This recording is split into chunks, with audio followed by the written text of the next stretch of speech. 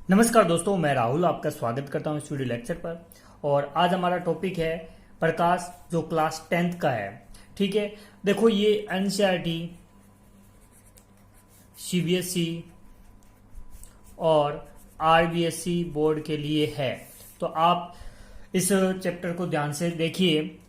देखो, इसकी छोटी छोटी 4 बातें हैं, वो ध्यान में रखनी जरूरी है। पृथ्वी पर प्रकाश का मुख्य स्रोत क्या है? सूर्य है। पृथ्वी पर प्रकाश का मुख्य स्रोत क्या है? सूर्य है।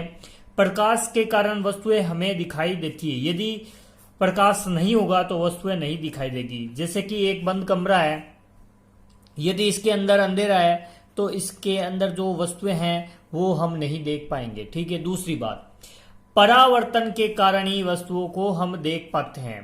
ठीक है। पहली चीज तो प्रकाश होना चाहिए, दूसरी चीज परावर्तन होना चाहिए। प्रकाश के परावर्तन के कारण ही हम वस्तुओं को देख पाते हैं। अगली चीज है, निर्वात में प्रकाश की चाल 3 × 10⁸ मीटर प्रति सेकेंड होती है। ये चीज भी आपको ध्यान में होनी चाहिए। ठीक है दोस्तों, अब देखो आज का हमारा टॉपिक है परावर्तन। तो परावर्तन की परिभाषा है, जब कोई प्रकाश की किरण एक माध्यम से चलकर दूसरे माध्यम के पृष्ठ से टकराकर पुनः उसी माध्यम में एक निश्चित दिशा में चली जाती है, तो इस घटना को प्रकाश का परावर्तन कहते हैं। ये घटना प्रकाश की परावर्तन कहलाती है। ठीक है। एक और परिभाषा है, उसको मैं लिख देता हूं। देखो, एक परिभाषा है दूसरे शब्दों में क्या परिभाषा होगी? जब प्रकाश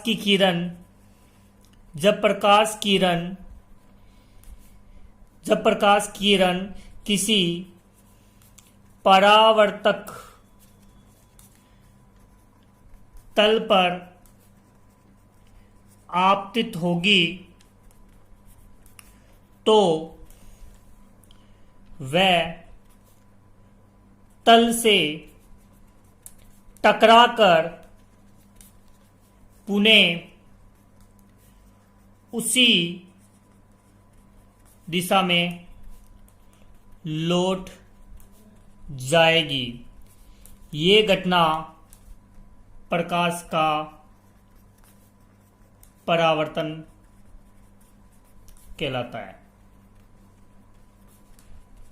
ठीक है दोस्तों, देखो जब कोई प्रकाश की किरण, इसको एक डायग्राम से समझते हैं।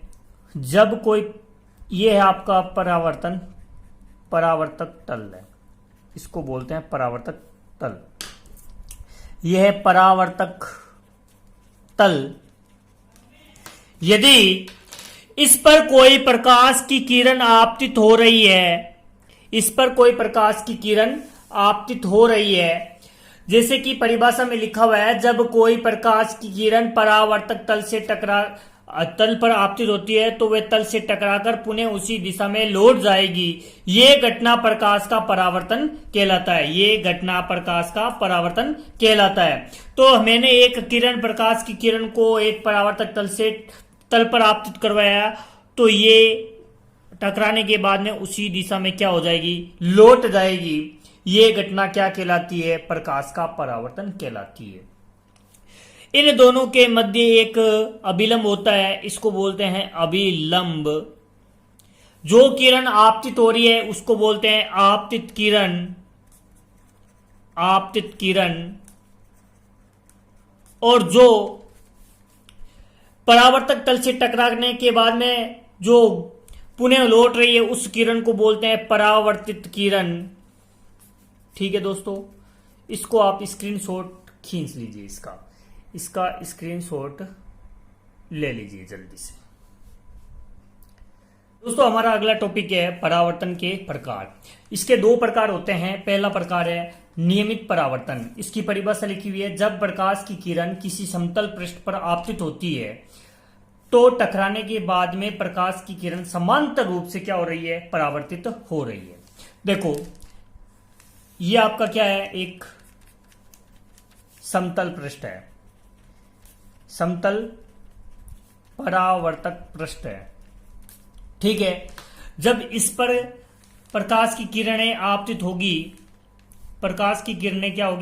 आपतित होगी, तो ये समांतर रूप से, सभी समांतर रूप से क्या हो रही है, परावर्तित हो रही है। ये कौन सा परावर्तन होगा, नियमित परावर्तन होगा। ठीक है, देखो ये सभी जो प्रकाश की किरण है समांतर रूप से आपतित हो रही है और समांतर रूप से क्या हो रही है, परावर्तित हो रही है। तो ये कौन सा परावर्तन हो गया, ये हो गया आपका नियमित परावर्तन हो गया, नियमित परावर्तन। ठीक है, अगला है विस्तृत परावर्तन। जब कोई प्रकाश किरण किसी खुरदरे पृष्ठ पर आपतित होती है तो टकराने के बाद में असमांतर रूप से फैल जाती है, अर्थात परावर्तित हो जाती है। इसको समझो दोस्तों, देखो ये आपका क्या है, खुरदरा पृष्ठ है, खुरदरा परावर्तक पृष्ठ है। ठीक है, जब इस पर कोई प्रकाश की किरण आपतित होगी, इस पर कोई प्रकाश की किरण आपतित होगी तो ये समांतर नहीं होगी, यानी कि ये समांतर रूप से क्या नहीं होगी, फैलेगी नहीं या परावर्तक नहीं होगी, परावर्तित नहीं होगी, यानी कि ये असमांतर रूप से क्या हो रही है, परावर्तित हो रही है। इस परावर्तन को क्या बोलते हैं, विस्तृत परावर्तन। विस्तृत का मतलब होता है फैल जाना, फैलना। ठीक है, परावर्तन। इसका स्क्रीनशॉट ले सकते हो आप। अब बात करते हैं दोस्तों नियम की। दो प्रकार के नियम है परावर्तन के, परावर्तन के नियम। परावर्तन के दो नियम है। पहला नियम है, देखो इसको एक डायग्राम से समझते हैं पहले। यह आपका परावर्तक तल है, इस पर कोई प्रकाश की किरण आपतित हो रही है। प्रकाश की किरण आपतित होने के बाद में परावर्तक तल से टकराती है तो पुनः उसी माध्यम में क्या हो रही है, लौट रही है। लौटने के बाद में ये जो इनके बीच में एक अभिलंब होता है, इसको बोलते हैं अभिलंब। जो किरण आपतित हो रही है, इस किरण को नाम दिया है आपतित किरण। जो किरण परावर्तित हो रही है उसको बोलते हैं परावर्तित किरण। ठीक है, अब देखो आगे, जो अभिलंब और आपतित किरण के मध्य जो कोण बन रहा है वो कोण है आई, और अभिलंब और परावर्तित किरण के मध्य जो कोण बन रहा है वो है कोण आर। ठीक है, अब पहला नियम मैं लिख रहा हूं, आपतित किरण परावर्तित किरण एवं अभिलंब तीनों एक ही तल पर स्थित होते हैं।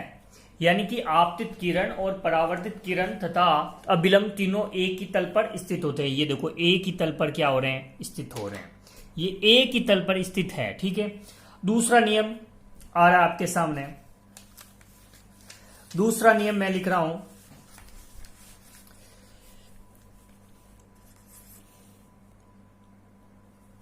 देखो पहले इसको समझो। जो कोण आई है और कोण आर है, इस कोण आर आई को बोलते हैं आपतन कोण और कोण आर को बोलते हैं परावर्तन कोण, परावर्तन कोण। ठीक है, आपतन कोण